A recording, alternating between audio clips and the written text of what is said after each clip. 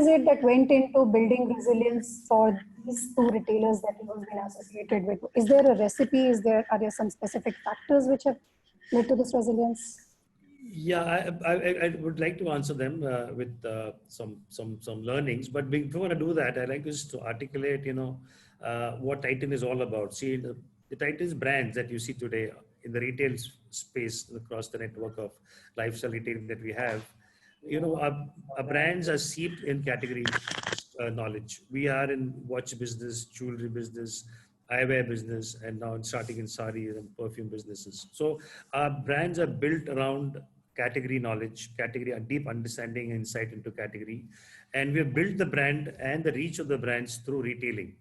So in a sense, we are, internally we look ourselves, we think we are a brand builders, okay, but we use retailing to deliver the brand promise and also generate revenues through our retailing network, because Titan today is bulk of the revenues come from the retail part of a business.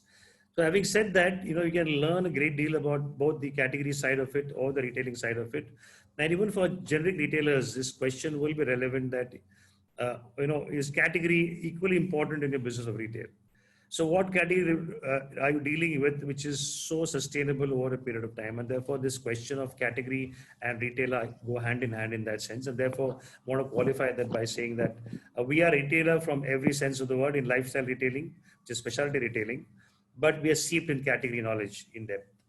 Now, to come to the question, Sarika, that you raised, there are the fundamental, foundations and fundamental tenets on which resilient brands and our brands have been built on. I can speak about our brands.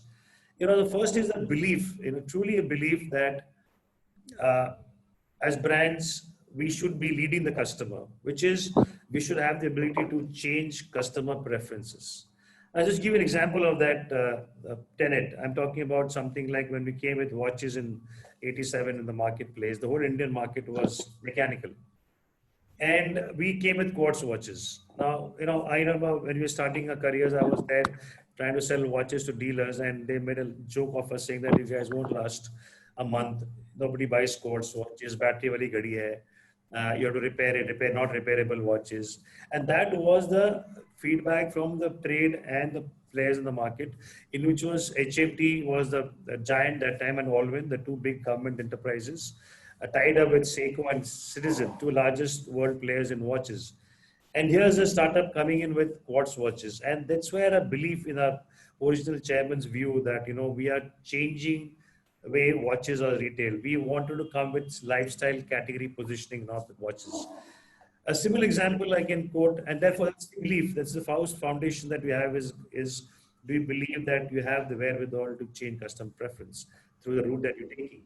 I can state another example in jewelry. When we launched Tanishq in 96, 97, we came with diamonds only.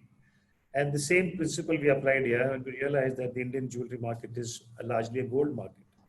And diamonds was trying to, again, change the choice consumers make in jewelry. And we learned the hard way that it's very difficult to move customers from gold to diamonds. But having done that work in the initial years and struggled with it and made losses, we got gold into the business, and thereafter the fortunes changed. But then the learning from that has been very positive for us. That diamond today, we are the leading diamond player, the largest share of diamonds in our business. So there is still a benefit of that initial effort, but we tasted the challenge of staying with that proposition over too long a time, but we shifted to gold and we turned around that business. Therefore, once again, I re-emphasize the fact that you need to have a very strong conviction that I'm leading the customer's choice and not telling him something which he already wants. The second important factor is brand proposition, differentiation, and I use competitive advantage. So he's not only happy to do as a positioning, thereafter to sustain that differentiation. Just to give example again, I mentioned briefly earlier that we moved from watches to a lifestyle, which I'm moving a customer from a time-giving environment to self-celebration, to celebrating himself, his achievements, and making the product stand out in his hand, make him feel proud. That style quotient is what we brought through quartz, and we knew only quartz could do that. That's why we moved to quartz. Mechanical had their own challenge of movements and case sizes, etc., etc. But quartz gave us the option of making very smart looking, attractive dials and make it very smart lifestyle category. Similar in jewelry, Tanishq played the role of an adornment jeweler, not a commodity retailer. So there again, we built differentiation. The design, the collection launches, our advertising, our retailing spoke largely around adornment, lifestyle. Again, celebrating yourself, your families, your relationships, and that's the other important part of differentiation. And therefore, this competitive advantage that we built ourselves with have cleared Tanishq and Titan as brands which are very different from the rest of the brand players. Whereas they were still selling watches, others still selling commodity. Tanishq and Titan are selling lifestyle. That's the differentiation. So how do we keep building aspiration? And the other element is, smartly using brand ambassadors.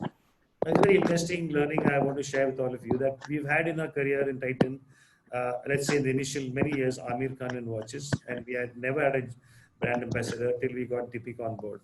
It's a very interesting story as to why we and Amitabh, sorry, for a diamond campaign some years back. But we came with a very clear objective as to why do we need which ambassador for what purpose. It was not like the current scenario where everybody is selling, promoting brands after brands after brands. But we use Amitabh, for example, in a diamond campaign to establish that Tata's and Titan has the most trustworthy diamond. And we believe that Amitabh Bachchan carries that stature of an honest, integrity man.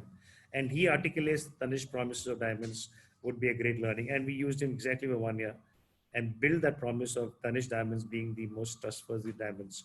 And we had no more role thereafter to play with him, so we didn't use Amitabh thereafter.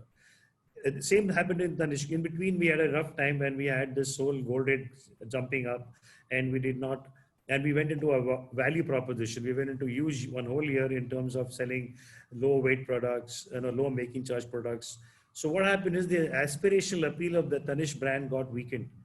And I'll come to the last part about customer engagement. And customers are telling us, "Hello, where's Tanishq, the brand that we bought into? This is not Tanishq we know of."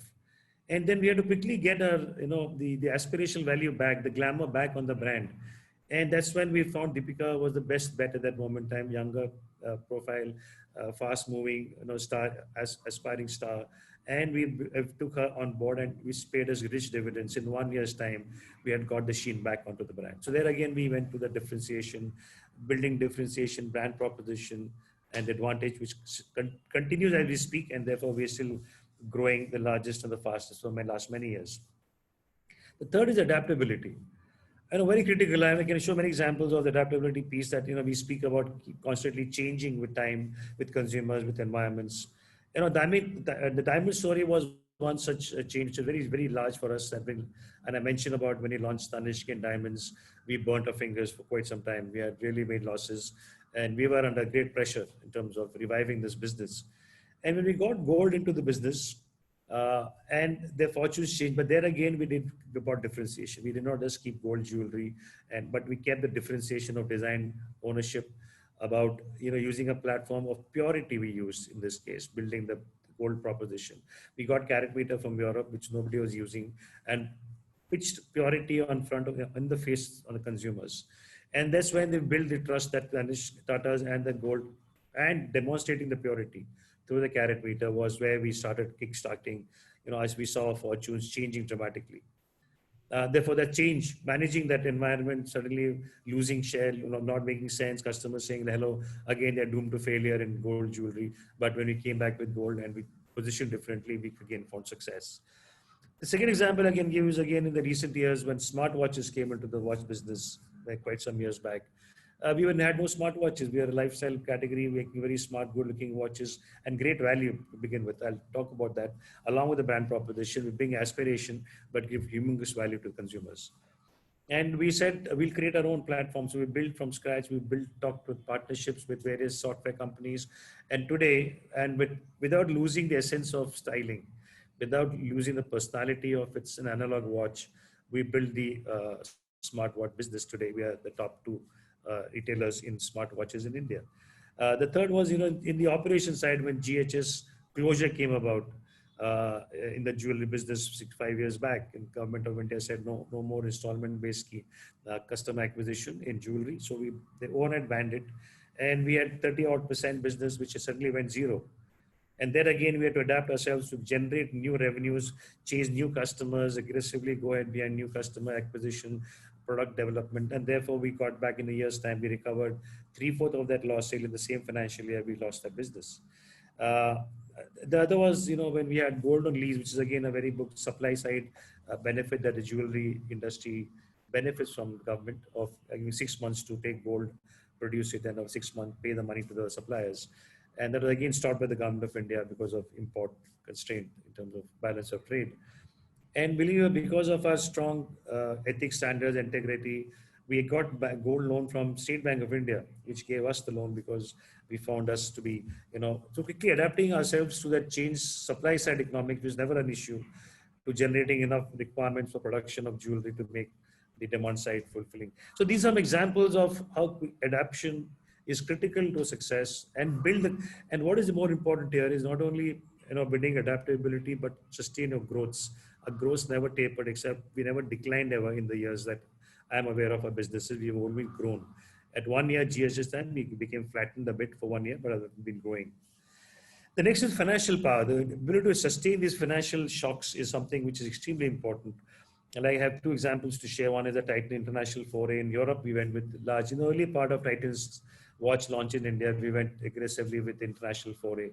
And we realized that there was huge headwind from this European retailers and manufacturers. They're very large players, deep pockets. And we really had a difficult time. We made huge losses. And we are a very young company with not too much of profits. And we remember it was a huge financial challenge for us. But it never let us down. But we still managed to recoup those losses in the next few years and built our own domestic strength. And thereafter, we've gone back to the international market. But that again speaks of ability to carry on. The gold on loan, gold on lease closure I mentioned earlier also, that we suddenly had to get a lot of capital to put money behind gold procurement. And there again, because of our great balance sheets, a powerful balance sheet, we could take loans as well as get gold loans from State Bank of India, Government of India banks. So these are examples of how difficult times your financial capacity helps you overcome. The last but not most important is being the obsessive customer understanding and retention journey, because end of the day, these categories are lifestyle category, which are more of in the want space, not the need space. And therefore, to make sure that you are in touch with the consumers, we have huge consumer connect programs. And I can tell you two brands, sub brands we have launched purely on this merit of understanding consumers. One is Ladies Raga watch from Titan, which is a grand runaway success. Many years back, maybe 10, 12 years back, we believe there's an opportunity for a wristwatch for ladies, and we created Raga with the Indian ethos. The brand was created, and today it's the largest selling women's brand, if my understanding goes right, at least in India for sure. And the other was building the Tanishq Riva brand, which is again for wedding. And we were weak players relatively to the industry on wedding. And I remember we created this brand called Riva, and it's shown phenomenal growth in the last 3 years. Top of mind in terms of recall is the brand's strength in wedding space has gone up tremendously because of this brand creation. And third is all our collection launches are built around consumer understanding. We do what we call Tanishq Titan Blue Sky research every quarter, where we speak to 1,500 customers across India to understand sentiments, buying behaviors, their macroeconomic impacts on their personal lives, their spending patterns, and created a collection. So all our Diwali collections are built around that model, and it's been a great success in making the brand stronger. So therefore, if you look at these 4, 5 points, I am repeating: changing customer preferences, leading the customer, a strong brand proposition, differentiation, and a continuing competitive advantage, adaptability to changing environments and situations, including competition, financial strength, and obsessive customer understanding retention. And like I said in the beginning, that these are questions which generic retailers can ask or category-based retailers can ask. And the question, more importantly, what I would leave behind to all of you is the question you need to ask yourself: who is my consumer that you're targeting? Who you want him to seek to come to your store to buy, and why does he or she buy from you? These are very important questions fundamentally. I think as retailers need to ask ourselves these two fundamental questions: that what is my TG? You're a retailer, you're open to everybody walking into your store, but you're targeting a set of consumers for which the entire package of 4 Ps are being offered: the price, the product range, the collection, the distribution, the retail presence. All these are aligned to a certain set of consumers. Therefore, who these consumers are, and are you in touch with them? And two is, why are they buying from you? What is the reason why they buy from you? These two are fundamental questions. If you ask yourselves, I'm sure, along with the earlier 5 points, I'm sure you can build a resilient long-term sustainable retail proposition. That was truly insightful, Sandeep. And what I take away from what you shared for any retailer is to start with very deep understanding of your category and customer, understand the TG, the brand proposition, and the differentiation of it that you're willing to offer. Go out and create influence and change customer behavior in line with your conviction. Have adaptability to change as market scenarios, competitor or the customer changes, build or carry enough financial prowess to be able to go and sail through bad times, and go back to that deep understanding of the customer and your brand promise to ensure that you are obsessive about the customer journey and the experience that you are working on delivering. I hope I summarized that completely. And with that, I'd like to take a minute to share that this session is part of Wooqer Lessons from the Ground, a series of sessions where we will be bringing in industry leaders to share practical insights that they have gained through on-ground experience. You can check out the Wooqer website for upcoming sessions, and not to forget, the views expressed are the speaker's personal views and not reflective of any organization that they may be associated with currently or in the past. And getting back to Sandeep. Sandeep, the Carrot Lane acquisition was a very interesting leap by Tanishq into the digital era. Can you share more about what went behind the decision to acquire versus build from scratch? I mean, the Tata Group definitely has the capability. And how has the experience been as the two businesses came together? Yeah, it's a great question again. And again, like I said, that, this technology has come about from outside. If you look at the infusion of online into our lives has come more from the technology partners, and that's come into the business side, and consumers have got impacted and, has adopted that part of it far, far faster than most of our retail brands, if you see them in terms of the whole package of online business today. And we are there. It's there to stay. It's visible across the world that how online e-commerce has taken off in a manner which is growing rapidly across. And then it's a recent phenomenon in India, at least relatively speaking, to the world. And we believe strongly that we as a company are strong in our brick and mortar model, in terms of touch and feel business, in terms of consumers understanding and a physical face-to-face environments. And therefore, this piece of technology, e-commerce, or the digital world of commerce, we don't have a wherewithal. And that's the, again, great part of this organization, that we know where we can build our own and where we need to look out. And therefore, in that looking out journey, obviously, being a very a smart organization, we evaluated the options, and there are limited options in the online space and e-commerce, and Carrot Lane stands out. Even in the days 5-6 years back when we looking at Carrot Lane, it was the smartest company on the e-commerce space in jewelry, and because of the background of the owners and their commitment to jewelry business. And that's the interesting part. We, like I said, category C brand building, and Carrot Lane is sitting exactly in the same space. It's got a huge same ethos that Titan has got. Its founders are built around jewelers. They are jewelers themselves, and highly integrity oriented, committed, honest, and transparent organization, and technology platforms and capabilities which were nowhere near what we had in Tanishq. And therefore, it's a great marriage to you take Carrot Lane on board as subsidiary, and it will rub off on Tanishq retail and the company's e-commerce efforts because of the knowledge and the skill sets and the competencies that Carrot Lane has on e-commerce platform, supply chain platform, the whole logistics platform. So they were really ahead of time compared to where we were, and we had developed it to take a long time. And that journey has, and we believe, again, like I said, this is about pure long-term play in retail. We want a sustainable, and we believe eventually one day it will be a part of a serious play in the jewelry business, because worldwide still is a very small part of e-commerce, is a very small part of jewelry business worldwide, and India even more so. But we believe eventually it's going to play a big role in consumers' lives, and therefore we need to be there with the consumers in servicing him or her through our physical network, and marry the two, which Carrot Lane has done so well with his current business. And therefore it's a win-win for us in terms of, being future ready for future consumers, and actually make Tanishq and Carrot Lane the first of the block in terms of a very strong platform for e-commerce for all future generation of consumers. So this is a perfect marriage, if I may use the word, between Carrot Lane and Tanishq, and we have complete confidence, and we believe it's the most sensible decision we have taken for the future. Great. Uh, at Carrot Lane, even the in-store experience is technology driven. And Titan, as you had shared earlier, went on from being a quartz watchmaker to one of the top smartwatch manufacturers globally.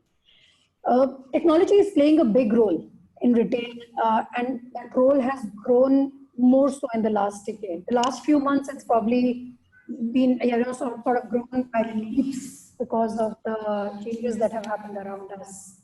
What role do you see technology playing in building resilience and driving growth for retail in the years to come or in the near future? No, it's very important. I think it's a great opportunity in the recent past, even more so that the recent pandemic has actually opened up an opportunity space for all corporations, all companies, all businesses houses in leveraging. See, we've seen the e-commerce side, which is leveraging demand sides, right? Because consumers are wanting it. You have seen the service industry being completely taken over by the e-commerce space. So is the physical brick and mortar, other products far away in terms of buying behavior change in e-commerce. So there people already journey on it because there is no choice. You have to go into that space. But aligned to that is an opportunity I see today gravely is about getting that in supply side digital transformation.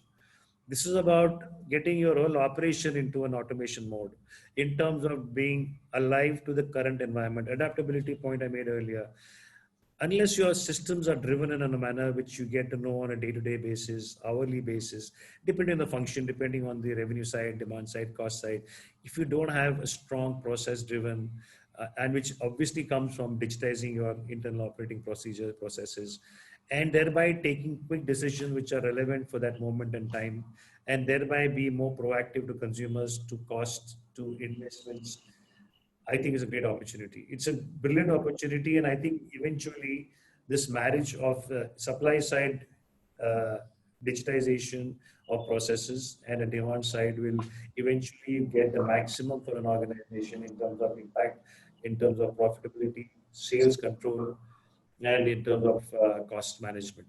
Because today, let me give example to you. If you are running sales operation today, now you have data points. I'm sure you have a MI system which tells you, what is your region-wise, store-wise, but you don't know what to do with that information. It's dated information. But suppose I get every hour, depending on who the person, the area manager, the RBM, I get weekly, I get sales performance. I know my retail metrics. But today there's no processes. I've seen companies which are running retail metrics driven sales operation. And I'll take you an example to you, another small example here.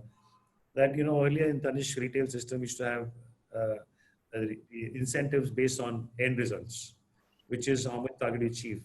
But what we changed it to saying we have to reward the process.